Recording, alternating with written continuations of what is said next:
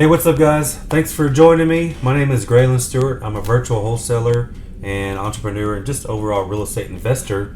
This is Work Wednesdays, where it's kind of my vlog, just telling you what's going on in my business and what we've got cooking over here. So right now, obviously, if you've watched my channel at all, I had some CRM issues, went back to Podio. But anyways, we're making Podio better. I actually added 4 workspaces. I already had 6, so now I have 10 different workspaces, which is kind of crazy. But I added financial, inventory, rental, and then my phone system that we integrated into Podio. So that one's just kind of there. But the financial one is kind of a game changer for me. I'm excited about that one because currently we don't even track necessarily every single thing that we spend. Obviously, it's tracked in QuickBooks through my bookkeeper, but as far as at a glance, just looking at something, that's why I love Podio. I can just have everything in one place. It's going to be cool to have it in there because now, I can pull a report from ZenCall for my cold callers or something like that, or end up seeing it if I search in the right places in QuickBooks, exactly what we spent on cold calling and what our return was and all that. But this hasn't been like a real super easy way. But now I've got this financial inventory to where I can actually track every penny that we spend through Podio just by entering it all in there. So now, I can track, when we spend money on marketing, or if it's CRM related, or if if it's utilities for a vacant property that I have, or if it's property taxes, or if it's insurance on one of the houses, or if it's, whatever new kind of marketing channels that we might have, or if it's employees or commissions, whatever it is, now it can all be tracked on financial, which, like I said, all of that, ultimately, yes, it's all accounted for, and I could probably find the report in QuickBooks, but you know what? I don't even have a clue how QuickBooks works. I do, but I don't know how to search for different things, and I don't really care because it's not what I do. It's not what I want to do. I have a bookkeeper that does that, and my bookkeeper is a VA, by the way. So if you're not utilizing VAs, I highly recommend you doing it because my bookkeeper is super smart. I pay pennies on the dollar from what I would pay my accountant or something, because I do have an accountant, which is probably the most important thing when you're doing a decent volume, just to make sure you're above board and everything's accounted for and taxes are done the right way and your properties are depreciated correctly, all those different things. But my bookkeeper, is a VA that lives in Galilee. I think they're in India somewhere. But anyways, so my accountant can see everything that the bookkeeper does in QuickBooks, of course. But the point was the financial workspace I'm most excited about because now we can track all those things and I can just look at a glance like, okay, we brought in $30,000 in cold calling. How much did we spend on that cold calling, including the lists and the callers themselves and the platform that they use, which is ZenCall, all those things. How much did we spend? So I can actually just look at a glance what's our ROI. So that's kind of cool because I could find those things out before, but it took a little digging and there's a little bit of trouble. So obviously I didn't do it every month, which doesn't make me as good as an operator as I could be. Because if I can see those numbers at a glance, I could know whether or not I need to make a change quickly, as opposed to find out maybe a month later because I didn't look right away. So anyways, the financial thing is really cool. So I can track all those marketing expenses and everything else involved. But I also have an inventory workspace now, which that is going to be all properties that I own that we didn't wholesale that I actually closed on, but I'm not keeping as rentals. So basically they're either hotels or they're flips. They're in the inventory space just so we can track all these transactions. Because before, I didn't have a way in my Podio. I had a way, a workaround, but not a true way. For example, we might have a house that we closed on, okay? So that's a transaction, and certain people got paid on that transaction, whether we make money or not. So if I close on a house, I'm going to flip it, let's say, and maybe let's just say even I'm paying my other company a wholesale fee of 10 grand. Well, either way, that's a whole transaction that completed that needs to be accounted for. So then, once I fix that property up, sell it again, that's another transaction. So that second transaction wasn't ever counted unless I manually entered it into Podio and kind of did some finagling to make me the seller now. All those things. It wasn't that great to do it that way. So now, when we close on a deal, and let's just say it's going to be a flip or a hotel, we'll have a button to push from my transactions, workspace that'll actually go into inventory. So now once it's in inventory, that workspace automatically knows that I own all of the inventory. So when we flip it, when we get a contract on that flip, it'll go back into my transactions workspace. So that now we know it's a new transaction, because it's actually the second transaction for the same property, right? And then I have a rental workspace, which is cool, because right now, I've been tracking all of my rentals on spreadsheet, one single spreadsheet. But when you have 25 rentals, I'm in that spreadsheet every single day, accounting for expenses or income or things like that, because you've always got your property insurance, you've got utilities on the ones that are vacant, you've got mowing charges, all these different things. And then you've got the income, and sometimes you'll get a refund check from insurance for a few dollars randomly for whatever reason, or even from the title company, we'll get random checks back that we overpaid at closing. So all those are accounted for right now in a worksheet, in a spreadsheet that I'm using. But now that I have the rental, building that out, it's already done. I'm just trying to merge everything over. Then it'll be easier for me to actually hire those spots out for somebody else to take that over. Because right now it's kind of hard. I pretty much have to do it on a spreadsheet because I'm the only one that knows what goes where.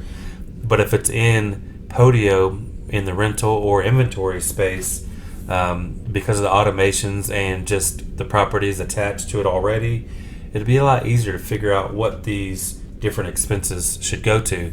So what I'm saying is it'll be easier to hire somebody else to handle those things. As I scale, I need a full-time person for that probably. But in the interim, I could probably, give my transaction coordinator a small base salary to just handle that for me. Because right now, she only makes money on each transaction. But if she handled these other things, I could give her maybe a small base salary just to cover those things in the meantime because she has extra time.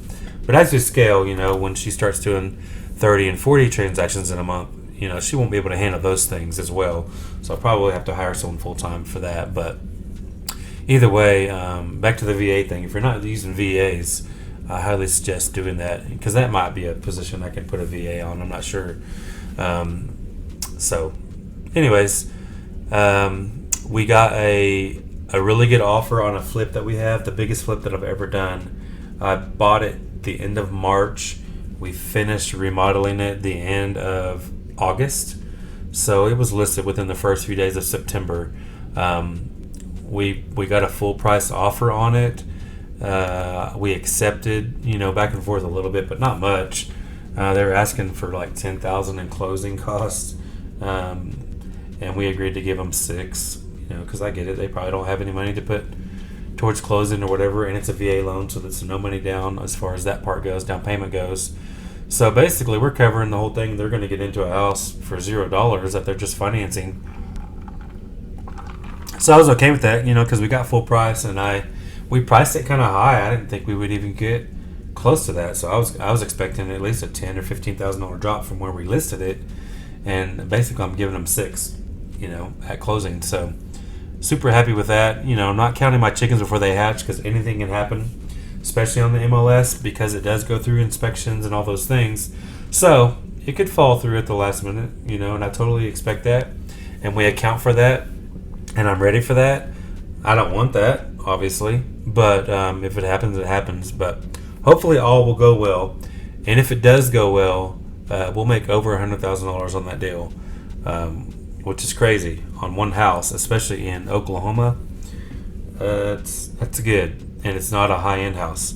So it's just a country house that we did completely rebuild it, pretty much from the studs.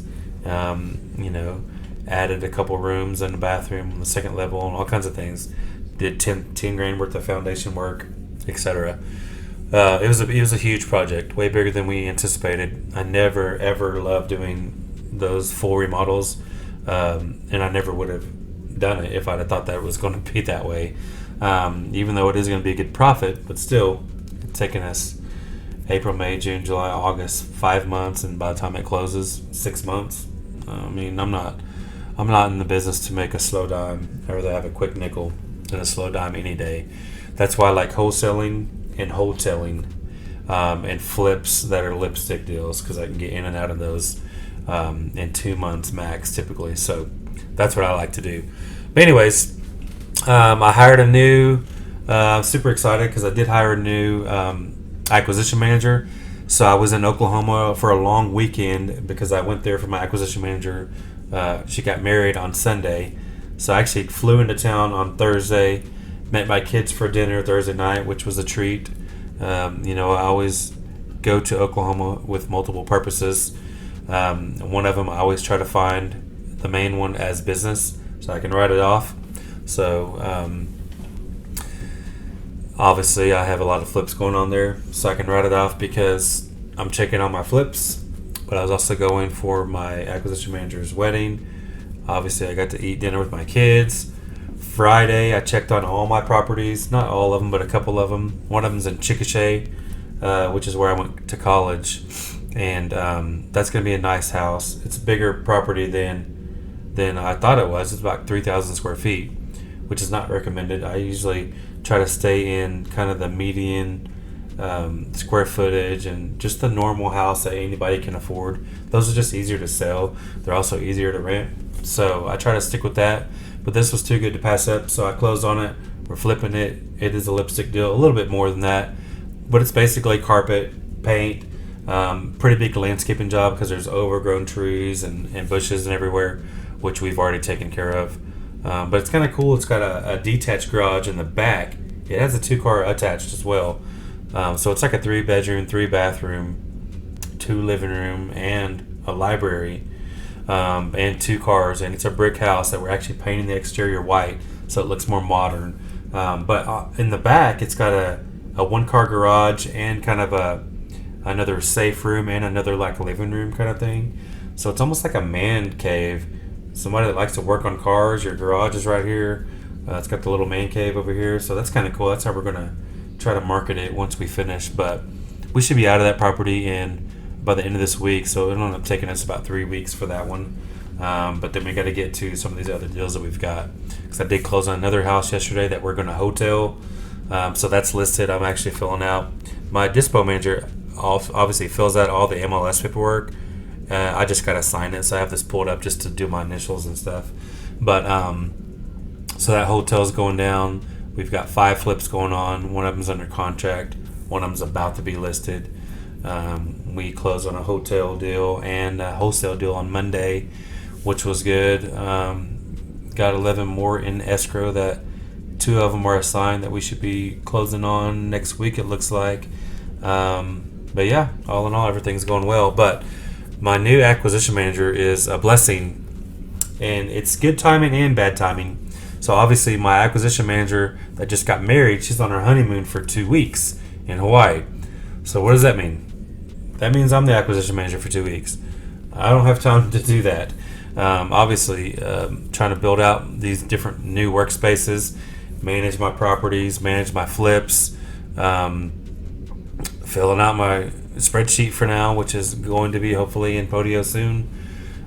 Just doing all these things, doing the marketing, running the company itself. I don't have time to do acquisition calls, which I do it, but to be honest, I'm terrible at it as far as getting it done because I just don't have enough time in the day. But I've got 1, 2, 3, 4, 5, 6, 7 leads right now just sitting there, and that's killing me. Yes, leads feed the business because that's what brings you the money. So I get that, but it's like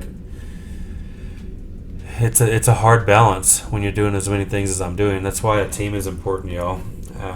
And I need to hire out a couple more positions probably just to do some of the little tasks that I'm doing that aren't necessarily money generating activities, but at the same time, it's like my financial stuff is difficult to farm out. But I think once it's all in Podio, it'll be easier because people will understand where to put it without asking me a million questions. So that'll free me up a little bit. And I should probably get a property manager, but that's why I like to do rent to own. So I'm not really managing properties, but still, you've still got to do some management, not necessarily just management, but there's still a lot of things that go along with those properties. Still paying the property taxes, the insurance, accounting for the income, all those things that I could farm out to someone else, which I'm going to do. But in the meantime, I'm still doing it. Acquisitions, some acquisition manager started Monday, my new one. She worked with me several years ago in the Yellow Page industry, so I already know her work ethic and that she's really good. I think it's a perfect fit. She lives in Iowa. She went through all my SOPs yesterday, which was like 10 hours of content and videos. So obviously she has brain overload. We're going to do some one-on-one stuff today to kind of help her along, to kind of learn on the job now. Like she'll work not side by side because I'm in Colorado, she's in Iowa, but we can do like Zoom calls and do some live calls, like maybe on some of these leads together, because you actually learn better while you're doing. But the SOPs are important so that she kind of learns the basics of how we do things. Then as she does them, she can go back to those and refer to them. That's why all the SOPs are broken down. It's like probably 25 to 30 different categories that she can easily go back and refer to along the way when she needs help. So anyways, that's everything going on with my life in business this week. Trying to implement these new workspaces, and onboarding a new acquisition manager is always difficult but rewarding as well, because that's going to be one more person doing the deal, every single day, which is what I really needed. I've needed that for months because I haven't rehired after I lost my last one several months ago. So anyways, thank you guys. I appreciate you watching. If you've made it this far, definitely give me a thumbs up. I would appreciate that. And subscribe if you haven't done that already. It doesn't cost you a thing. And I'm actually paying you for it because I'm giving you amazing content that hopefully you can implement into your own businesses and become better for it. So please subscribe if you haven't already. Thanks for watching, and I'll see you guys next time.